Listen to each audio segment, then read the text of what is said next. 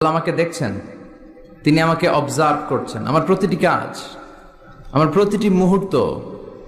In the day of judgment তার কাছে পাই two পাই, তার সুপ্রিম কোর্টের কাঠগড়ায় দাঁড়িয়ে আমাকে হিসাব দিতে হবে।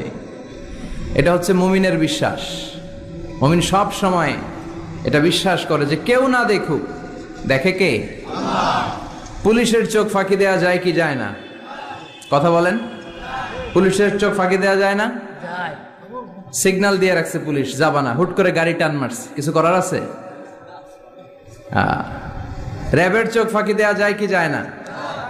বিমানবন্দরে কাস্টমস অফিসারের চোখ, যারা দেশের বাইরে থেকে আসেন, ইমিগ্রেশন পুলিশরা জিজ্ঞেস করে গোল্ড আছে? গোল্ড কোন দেশ থেকে আসছেন?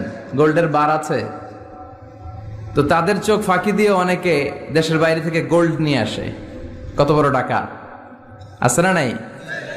দেখেন ওদের চোখ ফাঁকি দেয়।